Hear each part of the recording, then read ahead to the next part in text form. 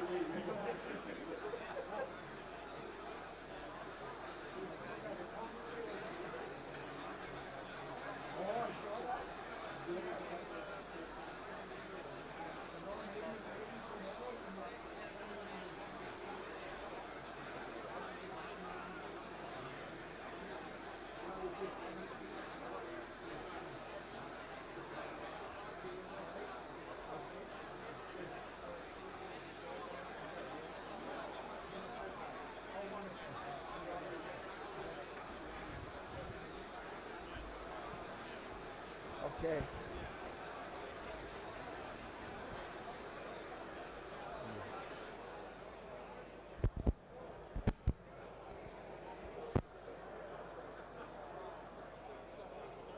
Okay. All right. Here we go. Here we go. Here we go.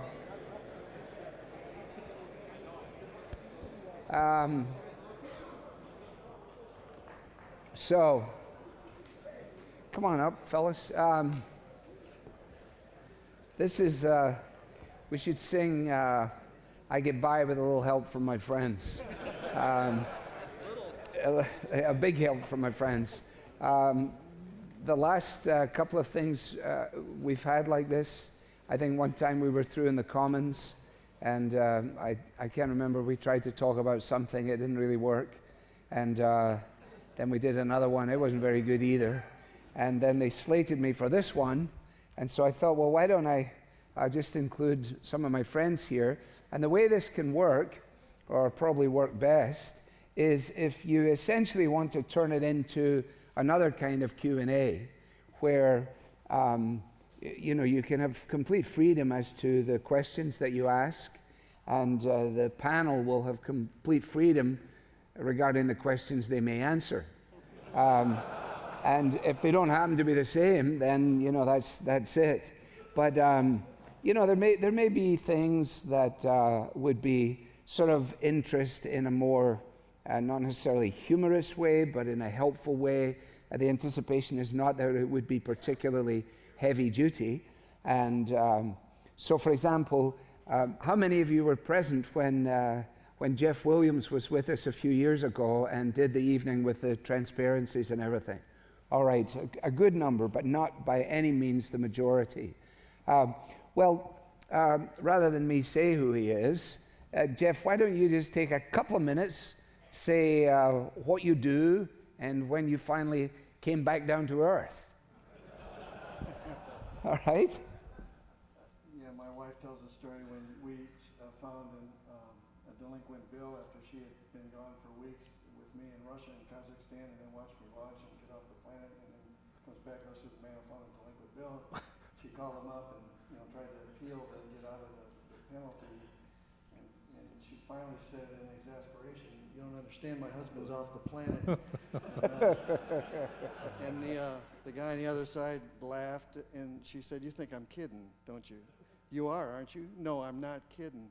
And she could hear the keyboard through the phone, and he said, "You aren't kidding, are you?" And so she got out of the penalty. She doesn't play that card very often, but she likes to tell that story. But over the last 17 years, I guess, I've had the privilege to have 4 flights off the planet and to view the beauty of the planet that we call Earth and is our home, that part of God's creation we call Earth, and on the space station, accumulating about a year and a half time up there, most recently landing this past September. We saw, yeah.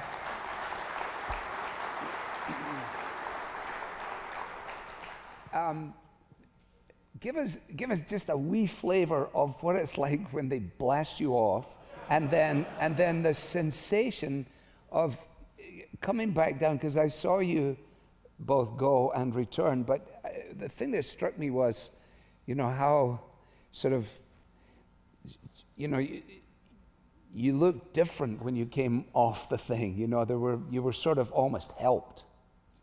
Well, that's because of what I call the relentless force of gravity, which we don't experience for 6 months up there in weightlessness. Getting there is obviously pretty exciting. That's the favorite part for spectators on the ground, is to go watch a rocket launch. And I almost got you there to Kazakhstan last year to see it, but couldn't quite make it work. But to see the power of the rocket and the emotion involved when you're watching somebody launch, it's different when you're on board. I'm more calm sitting on board. In fact, I take a nap before launch every time, just because there's nothing to do for a period of time until you get to about 30 minutes before liftoff. And then when you launch, of course, with the Soyuz, there's almost 1 million pounds of thrust kicking you off the launch pad. On the space shuttle, it was 7 million pounds of thrust. Wow. So a lot of power. It takes a little less than 9 minutes to get to orbit. In the Soyuz, you feel 4 times the force of gravity. So if I'm 200 pounds, you feel 800 pounds. You're on your back, so it's easily endured. But with the power of it and the acceleration of 4Gs for almost 9 minutes, it gives you an appreciation for what you're up against. And that's what it takes to go the orbital velocity, which is 17,500 miles an hour, orbiting Earth every 90 minutes. In physics, the natural laws dictate that speed to stay in orbit. And then, of course, we stay through our mission, and then the return is just as interesting, I guess you could say.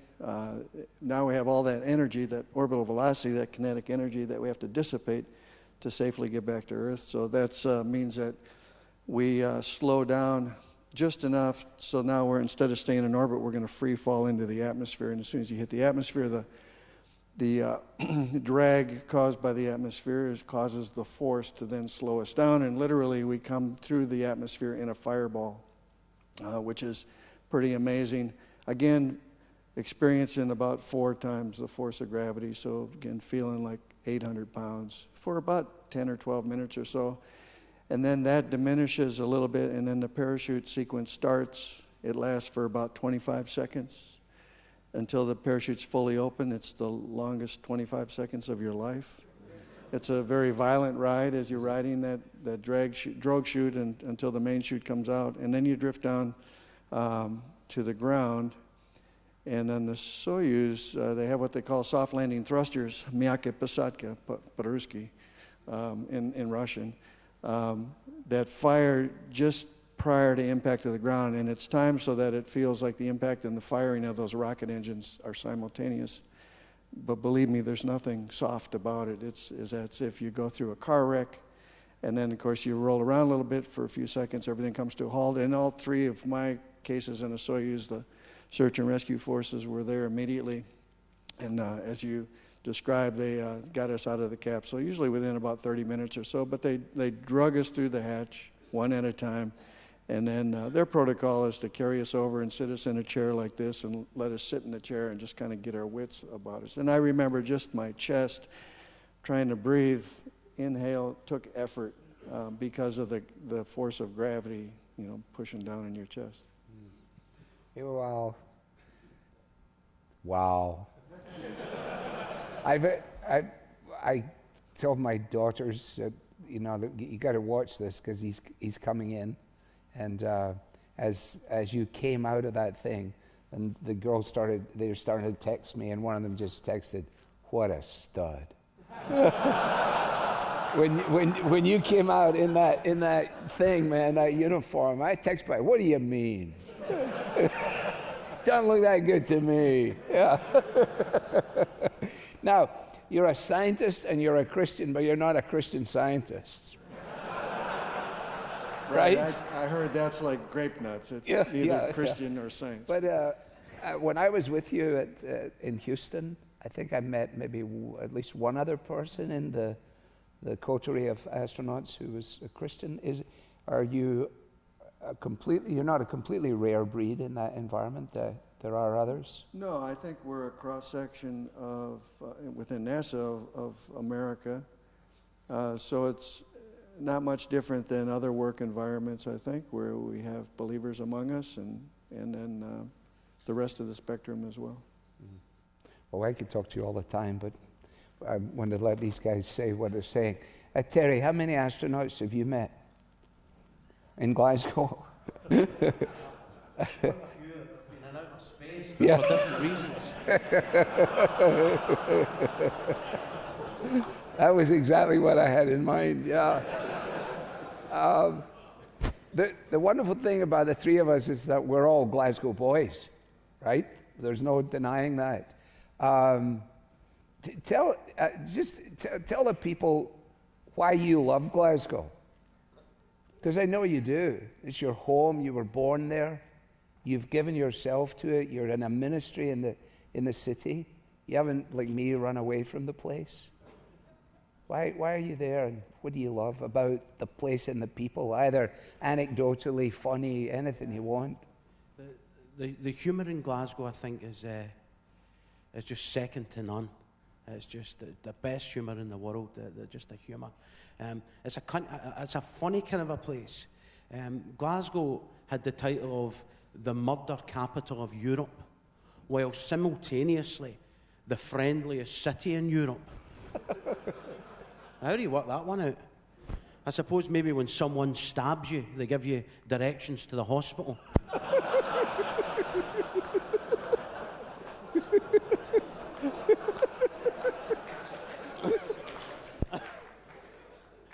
Or maybe it says that if someone kills you, then it doesn't necessarily mean that they don't like you. Don't take it personally. Okay, but what about Glasgow? How big is it? You know, I mean, how many Catholics are there? Well, one less now that I've been converted. Yeah. I don't know. I mean, no, but what's the population of Glasgow? Is it Maybe 600,000, Sinclair? Somewhere between 600 and 750,000, maybe. Okay. Sinclair. Yes, Alistair. You have left Glasgow. I too have left Glasgow. Yeah, you've gone to the east. You know what they say? You can take the boy out of Glasgow, but you cannot take Glasgow out of the boy. Right. Right. True. That's good. Well, that pretty well exhausts this. Let's go. Yeah. Yeah. I thought 4G was to do with my mobile phone, but apparently. Yeah. Oh, so who has the microphones out there? Where are my boys? Okay. If you have a question or a comment or anything at all, then just indicate, say who you are, where you're from, and go ahead. Donnie Rosie, I'm from near Erie, Pennsylvania, so not too far away. You talk a lot about the lack of faith in Europe. Is there any hope there? You tell them about your ministry, Terry. Yeah, there's a lot of good stuff going on. I've actually just set up a ministry called Hope for Glasgow. Why is that funny? You're just really funny. People think you're funny. That's your fault. So there's plenty of hope. Did you plant that question?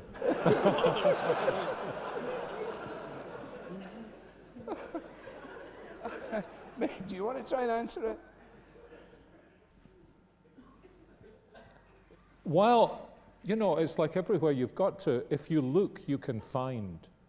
And I think one of the things, I don't know what Terry thinks about this, but one of the things that's happening is the middle ground that there used to be in church life in Scotland is disappearing into a sinkhole. The mainline denomination, the population of Scotland has risen since our childhood. The mainline denomination is probably maybe 25% of the membership that it was, 50 years ago.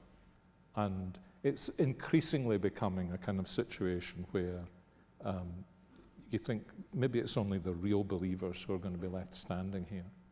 And the pressures are the totalitarianism, I think, is growing leaps and bounds, and the pressures on Christians. But if you know where to look, there are some tremendously vibrant situations. They're not mega size as in the United States, but they're very real, and they're growing.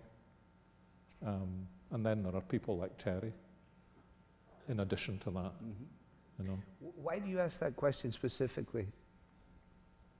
It's fun to have you guys come and share with us, but it was mentioned, like in the different talks, about there being such a minority of post-Christian. So naturally, we have affection towards you guys. We'd like to hear good news of the work of Christ there in those areas as well. Right. Well, my observation would be that, as Sinclair says, that although the numbers are smaller, there is, I think, a vibrancy about the faith of particularly those perhaps in the student world, where it is such an alien thing for them to hold a Christian worldview and to have an understanding of the exclusive claims of Jesus, that when you come up against these folks, they have been forced to think things out. They have been forced to take a stand. It's probably a lot more like Daniel and his friends than would be necessarily the case here. And so although the numbers are often inflated here, I wouldn't necessarily want to assume that the numerical status of things is really representative of the conviction level or the vibrancy of things. And if you go through the various cities or towns of Scotland, at least as we know it, then there's a direct correlation between places, however small, where there is someone there who holds to the convictions that we are expressing here about the gospel and about the Bible. And there you will find that people are gathering. Where in the other places, the attempt has been to get rid of all the difficult bits out of the gospel for the sake of trying to reach the community has been savvy enough to recognize that when you get rid of the hard parts, there's no parts left. And so they have left in droves, and understandably. You get in a taxi in Scotland and say to the fellow, if he's a young fellow, I suppose you'll be at church tomorrow. You say, church? I've never been in church.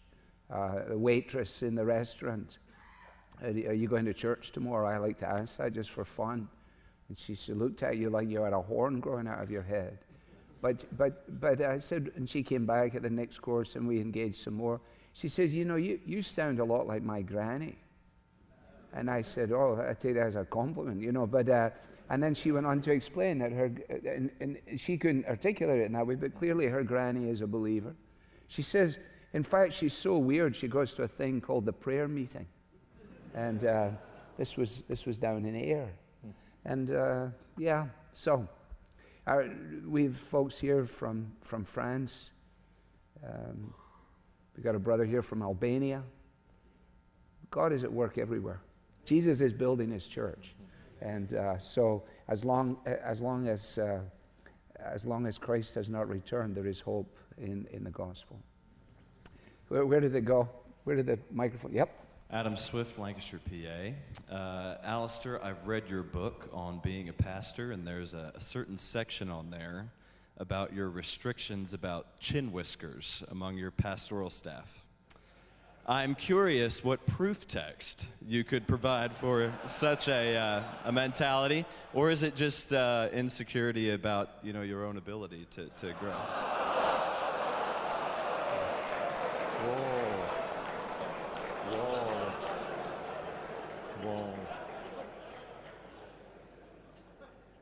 So my wife said to me,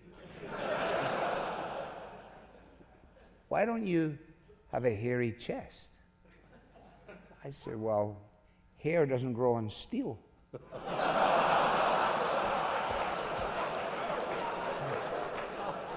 And she said, it doesn't grow on rubber either.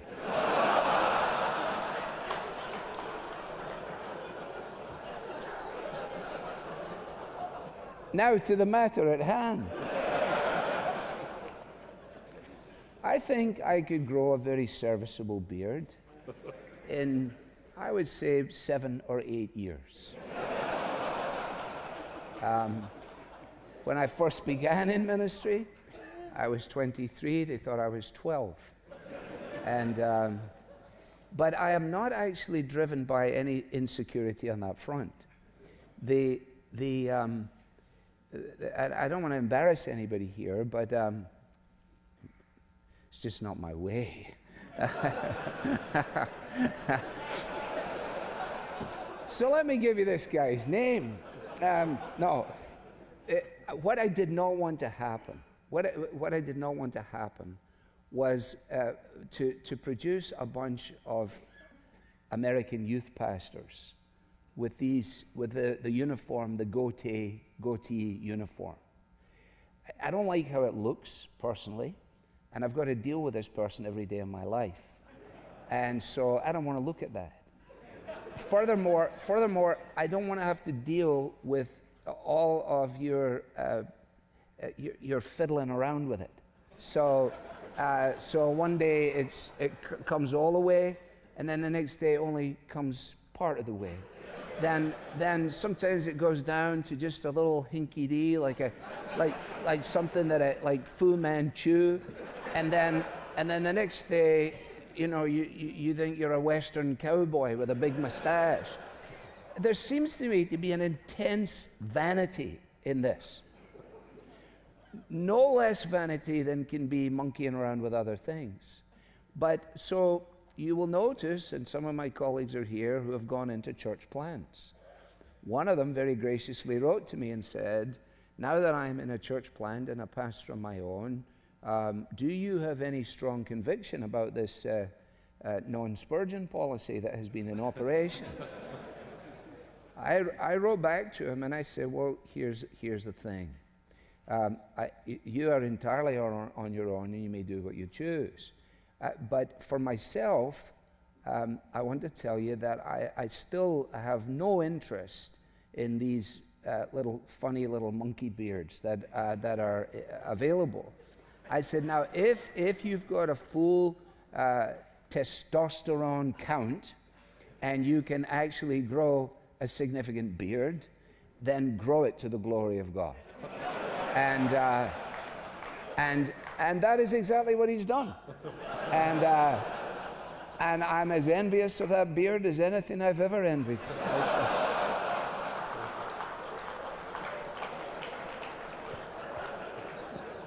Next. Hello. Well, listen, I haven't shaved today, but definitely. Oh, don't get paranoid. This is to any one of you guys. I wanted to ask you a question. A big problem in the church today is when somebody confesses a particular sin in their life and they come to, whether it be an elder, a deacon, to the pastor, or whatever, and at moments they feel very ostracized. They feel like they've been betrayed by the person in authority, and they end up leaving the church. What would be your methods for restoration as somebody who's approaching coming for counseling in those situations? You mean restoring the elder who broke confidence with a person? I mean, like... No, I understand. Well, obviously, that would be one of the particular components of the question. But I necessarily meant in the beginning was the actual person coming forward and admitting the issue. But yes, now that you bring that up, definitely the elder as well. Do you want to start, Sinclair? Or, I mean, I'm still trying to go over the beard theology here. So this is a double problem. Well, I made it a double problem by saying what I said. Okay. So A has come to B, who's an elder, and B has spilt the beans. Is that the problem? Not necessarily. No. Not necessarily spilt the beans, but A feels ostracized as a result of having opened up and confessed the situation. Because it's been mishandled. Is that me? Sorry. Yeah. It's past my bedtime. Well, let me try and start by saying, I think there's a general principle that private sins are confessed and handled privately, and sins against the body as a whole in some way may well need to be confessed publicly in order for appropriate restoration to take place, which is what we are really interested in. We are less interested in the confession of sin as a tick the box than we are interested in how do we restore penitent sinners to real communion with whomsoever they have offended, whether that be the Lord, or whether that be the Lord and someone else in the congregation, or whether that be the Lord and the whole congregation. And I think there's a sense in which the way back is always actually the way back. It's not another way, and it's not a bigger highway. And if it's a private sin, then it should be kept private, that the confession should be private. And if you're the one to whom the confession is made, it should be kept absolutely private, insofar as it genuinely is private, insofar as it spills over. If it spills over, then I think you need to take the person along with whatever your process is in order that they understand this is for their good. Because sometimes if we don't do that, rather than regaining the brother or sister, we actually lose them entirely, because reconciliation never actually takes place. And often we handle these things badly because of our own insecurities, because we've not ourselves related well to the people who come to us for help. So it's a multiplex problem. I'm not even sure that this is actually getting to the question that you're asking. Yeah, and I find it hard to address these questions in sort of hypothetics, because there are all sorts of nuances, aren't there? Someone will come and tell me, I want to tell you something. I often want to say, now before we go any further, I don't operate in isolation here from my fellow elders. So I want to caution you that I will need their wisdom in dealing with whatever you confront me with. If you don't feel comfortable with that being the case, then you probably should not say whatever it is you want to say. You then add to that the complexity of something that may have broader social and legal ramifications. So, for example, in the last couple of weeks, 3 or 4 weeks here, within the context of Parkside, completely outside of me, we have had at least one situation where the immediate reaction to what took place had to be to call the police, to inform the police. And the police then informed us that if we had not called them and put them in this position, then we would ourselves as a church be liable for anything that then ensued as a result of what was said by this person. Well, that's vastly different from, Mrs. Jenkins has fallen out with Mrs. Simpson. It's a whole different level.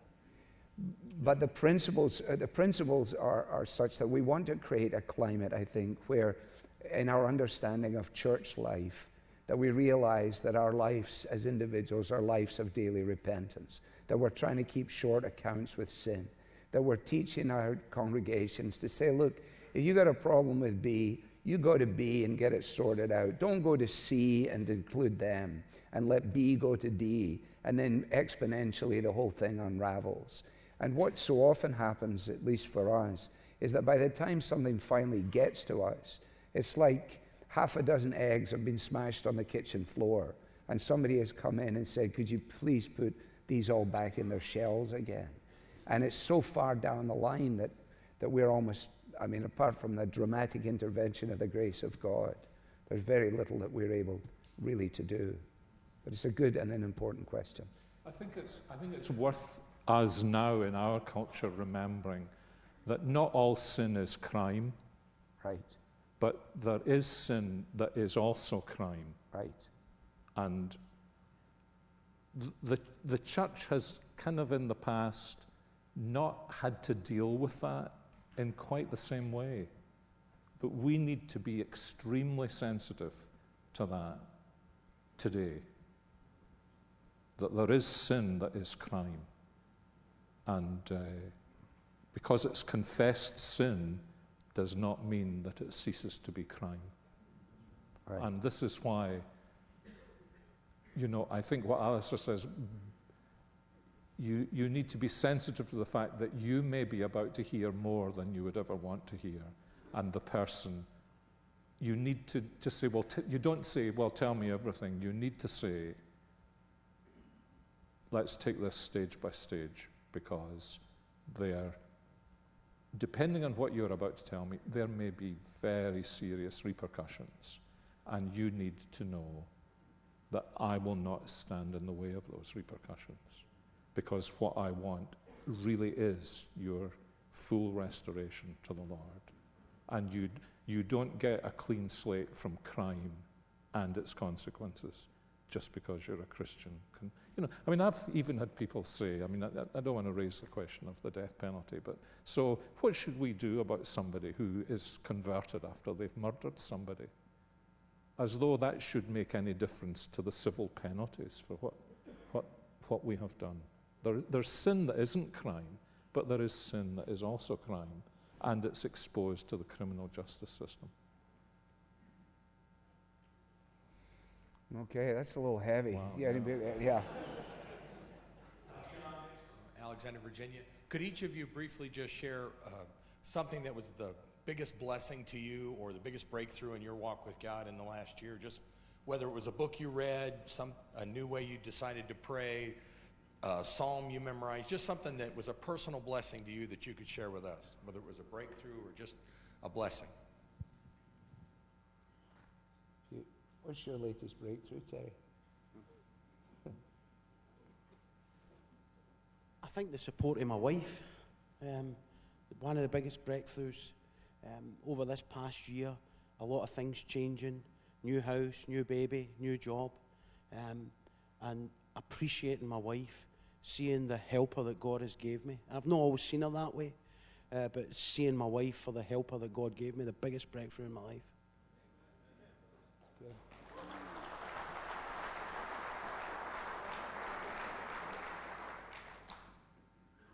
Well, I have to follow that lead. My wife and I have been married for going on 37 years, and if you think about it, you can maybe imagine how hard has been on her and how challenging it's been for her over the years, and she's been the secret to success, and she loves the Lord. In fact, it was through her witness that I came to Christ in the late 80s, and so she's been a tremendous blessing to me. Me? Moi? Yeah, why not? Yeah. Well, I would say the last 18 months, really, a really big thing to me has been a new appreciation of common grace. I just, because I've been the recipient of extraordinary common grace abilities and care. And I've got this great doctrine of common grace, but actually to experience it, and I have long felt that the doctrine of the image of God got lost in debates about the length of creation days, and that the evangelical church has forfeited a tremendous amount by not understanding how significant that is, and not to go down rabbit trails that even when marred, the image of God is extraordinary, just extraordinary. And so even although we in a sense divide the population between saved and unsaved, the sun still shines on the unsaved. They have extraordinary. It wasn't Christians only who sent Jeff up there like that. What a piece of work as a man. How noble in reason. And to be able to appreciate that and then find, that's another avenue in which we can move from common grace to saving grace. Don't you see these things? Don't you behold these wonders? How do you think all this came about? A big bang. So who did the banging? We cannot, like Bavinck says, the world is a theater, And we are all both actors and spectators in that theatre. And it's, my more recent experiences I think they have enabled me more than ever before, genuinely, to be thankful to and for people who may not yet be Christians. And it's also, I think, made me reflect on, have I been unthankful for even the marred image of God that I see? Calvin, he says, you see the man in the gutter, how are you to think about him? First of all, he's the image of God. And you'll never have compassion on him until you see that. And it's really been I can't explain it, it's been a really wonderful loosening of something in me. I'm very grateful for it. It's good. I can't think of anything.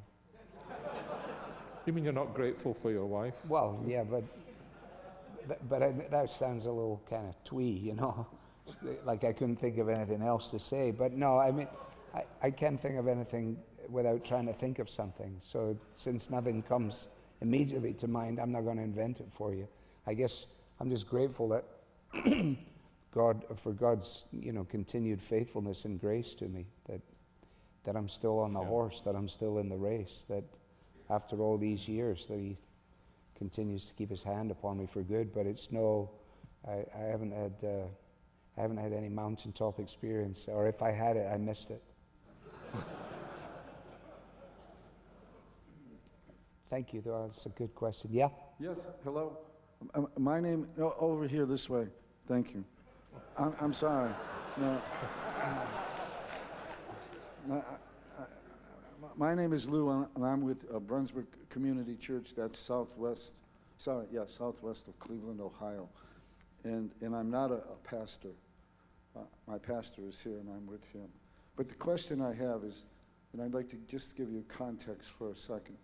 Before lunch, you two and Dr. Moeller talked about seminarians or people going to seminary or theology school. And you all three, this isn't an indictment, this is just an observation. You all three use the adjective young. But there's a resource out there that's old. Old by definition is maybe 60 plus. That are on fire for the Lord. And I'd be interested in your perspective on what you do with those people. Because the emphasis before lunch was on the young people, and rightfully so, going to seminary, to theological school, to learn more, to be preachers. But there is this resource out there.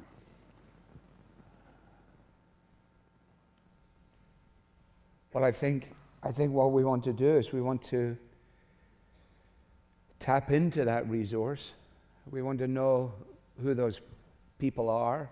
Often you find yourself in pastoral ministry where you have, on the one hand, people who will be fairly proactive, and therefore you will know them.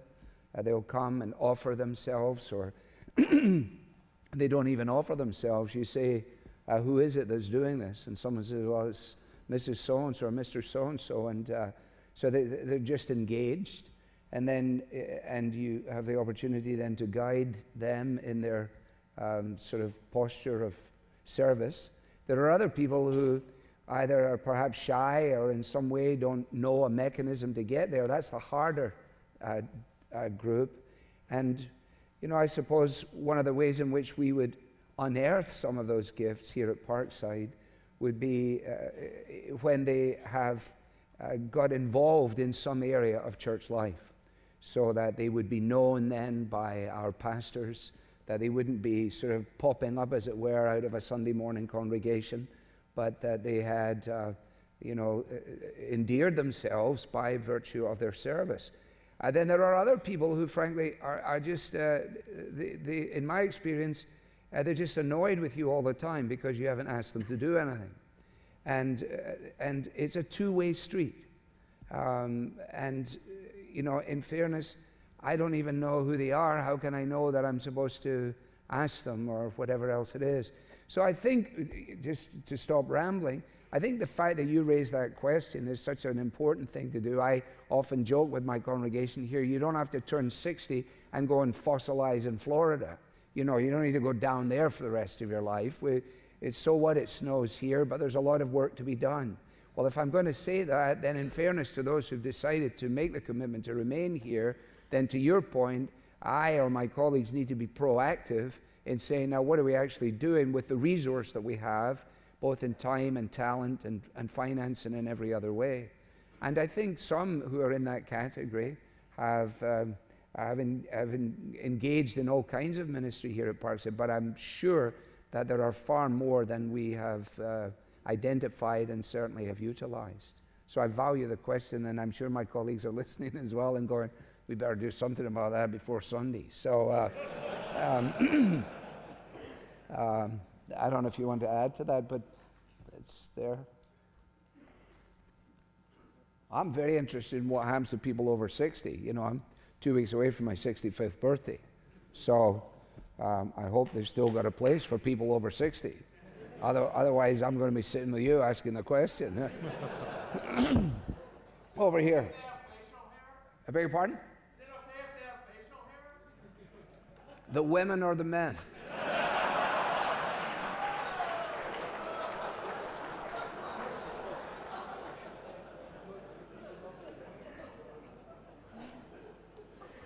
Alistair, you may or may not remember, I told you a story a few years ago of my grandfather encountering you as a street preacher in Edinburgh in the summer of 1977.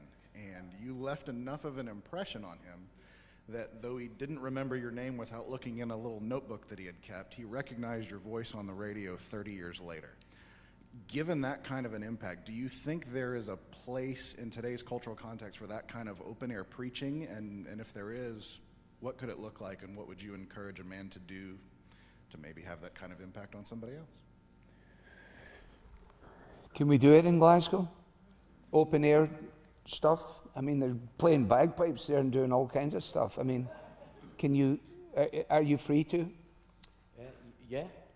There's a guy who was on staff at our church who faithfully, there's a team faithfully do some street preaching. They all take a turn, and the rest try and engage folks with tracts and strike up gospel conversations. I think there's a couple of things in street preaching. So sometimes I've come across folks with the attitude that we're just going to offend, and then if they get persecuted for righteousness' sake, you know, but they haven't really, they've just been offending folks. And the gospel's offensive enough without putting your own slant on the thing. And so the fella's name's Alex, and he always writes really warmly, and he always sees the good in everything that he does, and he's engaged quite a lot of folks with the gospel on the streets. It wouldn't be my gift, but he is very bold. He's a guy who maybe you couldn't talk, you know, the weather and stuff with him, but he goes right into folks and says, what do you think about God? Do you know the Lord Jesus? And it's a gift that I don't have, and I would encourage it. I think context matters a great deal, you know, where you've got an environment that is sort of not necessarily amenable to it, but it's not just completely bizarre.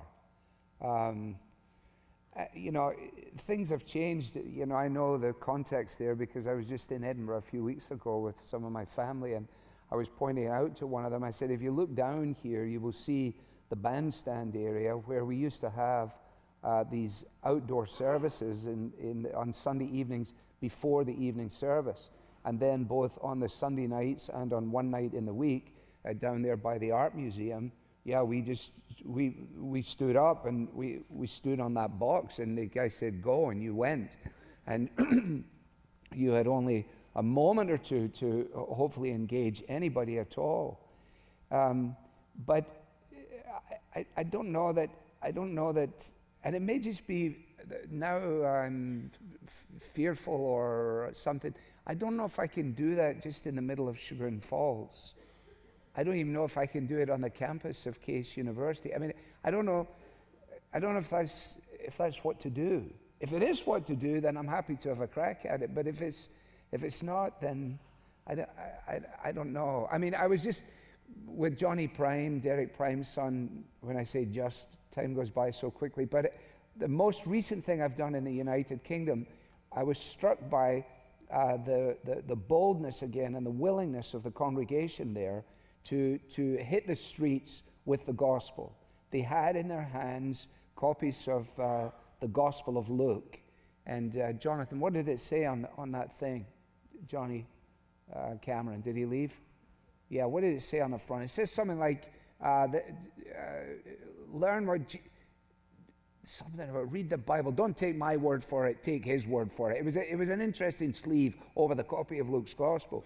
But what we were doing in the street, we were saying just to people as they came out of a store or something, we said, excuse me, do you have a moment?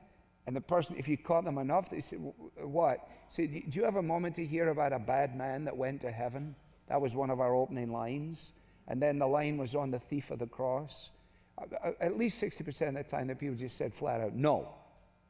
But actually, 40% of the time, the people said, yeah. And it may have lasted a minute and a half, 2 minutes. It came with the presentation of Luke's Gospel. It came with an invitation to an evangelistic talk that was going to take place that night in Enfield. And there were people that were there in those evenings who were directly there as a result of apparently inconsequential encounter that had taken place only 2 or 3 hours before. People from a hairdresser shop, a fellow from a bar, somebody from somewhere else. And I came back from that and I said, you know, I think we're in danger of spending so much time building bridges to people that we're never actually cross the bridge to them. You know, we're like, would you like a bottle of water? You know, I said, oh yeah, thank you very much. Well, Muslims can do bottles of water. Everybody can do that. But what are you going to, you know, and so it's crossing that pain barrier. Is there a place for it? Probably. Why are you not doing it? Maybe because I'm scared. I don't know. But I think it takes great skill and peculiar grace, particularly in an environment where people are increasingly fearful of sort of direct encounters with strangers as well. Edinburgh is a very different place from what it was in 1975. Just vastly different. And I'm not sure that if we were to reproduce all the people who were there then, that we would actually go back down that road. But having said that, we did door-to-door visitation on Monday nights. And we went on Monday nights 2 by 2. I went with a fellow called Hans Clausen. We were given a territory, go up the stairs, ring the bell, person came to the door. We're from a local church. We have a service coming up on Sunday night. Bam, door shut in your face. Down the stairs, ring the bell. Hello, we're from the thing. And a lot of the time, it was just, give me the thing, and it went away. But I'll just tell you one story. Little Derek, my boss, he goes to the door. And he with whoever his calling person is, he rings a bell. Man answers the door. He says, do you have a moment? We're inviting people to a guest service. Voice comes from the back. Who is it? It's the guy's wife. He says, I don't know. It's somebody from a church. Voice says, have them come in. So in they go. And they sit down. He says, well, they're from the church. And Derek didn't say, I'm the pastor of the church. And they went through the thing. And he said, well, we should get on, and we'll leave this with you. Would you like me to pray for you before we leave? And so they said, yeah, that would be okay. And so he prayed. And when he stopped his prayer, the woman stood up and turned the lights down in the room. And she sat back down, and she was just crying. They then came to the church. I was there for her funeral. She was from a French Huguenot background. It was a phenomenal story of the inbreaking of God's grace, which would never have happened if we weren't prepared to go and ring the bell. And I think, to your point and your question, it stirs me the way the last question stirred me, to say, you know, there's probably a lot more that can be done. that people are far more amenable to. It's amazing how disarming it is to say to somebody, would you like me to pray for you? Or is there anything that I could pray about for you? A lot of people will be prepared to say, well, go ahead. I don't know that it means anything, but yeah, that would be fine. So maybe your word, maybe it's a word for us. Maybe one more. George Delk from Richmond, Indiana. And one of the ministries that I perform in is within the comic book industry. I go around, it's a very secular world, and I go around sharing the gospel throughout all comic book conventions. Now I've been a comic fan since I was a little kid, but the world today, the secular world, has just engulfed themselves within superheroes. And I was just wondering on your take, maybe your input or your thoughts for many pastors that may have many congregations that their people's children are just engulfed and want to be a superhero or whatever, because there are a lot of dangers within that world. Comic books now are much more mature, what they call mature. The movies, I mean, they're making more rated R movies now than just things that children may not want to go see. What is your input on that thought, please? Yeah, okay. Well, I'm not qualified to answer that about comic books. Do you read comic books? No. I mean, I stopped like at the Beano. Did you not do Roy of the Rovers? Yeah, I did Roy of the Rovers, yeah, I did Dandy, yeah, I did those. It's a very serious question, actually, and I've met a couple of fellows from Silicon Valley who are seeking to penetrate that world in terms of, you know, all the stuff that's on there on the computer. But honestly, brother, I don't really know how to address that. I'm not sure any of us do. Yeah, I think with respect to our own children or grandchildren, we may, as churches, be very deficient in allowing the world to hold up heroes to the children and superheroes without realizing how many superheroes there are, A, in the congregation we're in, and B, in the story of the church. And in a way, it's not adequate to lament what the world is doing if we are not getting to grips with the resources that we've actually been given within the life of our own churches, where, you know, in many of our churches, you scratch the surface and you find the most extraordinary people. They just look ordinary, but they really are extraordinary. And in the story of the church, of which, as a community, we are extraordinarily ignorant. And interestingly, for all the advance in knowledge and education and the advantages that most of us have, we are impoverished by comparison with our grandparents' generation, who had very little education, but they could sit down with the children and really tell them some supersonic missionary stories. I think it's very distressing how little the average Christian is fed a malnutrition diet on the scriptures and the story of the church. Your average church member probably does not know what century the Reformation took place in. Whether C.H. Spurgeon had a beard or not. And this, to me, this is a bit like despising the family. When we have all those resources, living and dead. And there are just some extraordinary people in our churches, you know, even if we're a small church.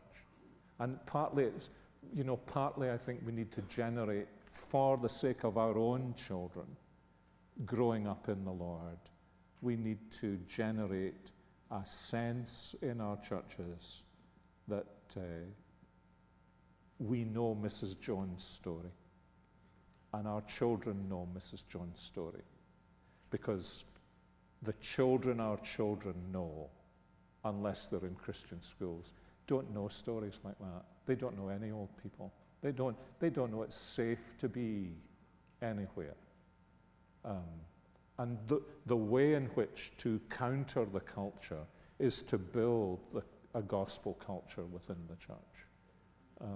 And that itself, we cannot do everything. You know, we can't go out there and change the comic industry, but we sure can give our children heroes that our children can say, I have a far greater hero than your superhero. And there are a lot of others who go with him. Have you any idea what Jesus did? You have no idea what Jesus did? He made a blind man see. That's not a bad start. And so why do we not? It's just, you know, is it because we don't appreciate what we've got? Is it because we don't read the Bible? Is it because we don't know the Bible? So that the resources are all there. But what we tend to do is say, where are the resources? And sure, Lord is saying, you dummies, we not just look at the resources I've given to you. They're all there. Make use of them. And be imaginative in how you use them. Don't be brain dead in how you use them. Okay. Well, some of us are getting close to brain dead right now, I think. You dear folks have been here all day. People have said how much they've enjoyed the day, and I certainly have really benefited from today in every way. So can I just lead us in prayer, and then we'll go on. Our gracious God, we thank you that as we began the day, we had the opportunity to say to one another, come, let us sing to the Lord, let us give praise to the God of our salvation. And that now, as the day has ended and the darkness falls, and in the words of the hymn writer, as o'er each continent and island the dawn breaks on another day, the voice of prayer is never silent, nor dies the strain of praise away. We thank thee that your church, unfailing as earth rolls onward into night, through all the world its watch is keeping, and sleeps not now by day or night. So be it, Lord. Thy throne shall never, like earth's proud empires, pass away. Your kingdom grows and stands forever, till all your creatures own your sway. We bless you for the day, for one another. We thank you for the questions. We're aware of the poverty of our answers, our ability to even understand what people are saying. And yet we know that you know the end from the beginning, and that you are the God of all creation, and we find our rest in you. So we commend one another and those whom we love, those who are separated from us on account of our being here. We ask you to watch over them and bless them, and to prepare us for the balance of the time tomorrow. And we pray these things, seeking the forgiveness of all our sins. In Jesus' name, amen.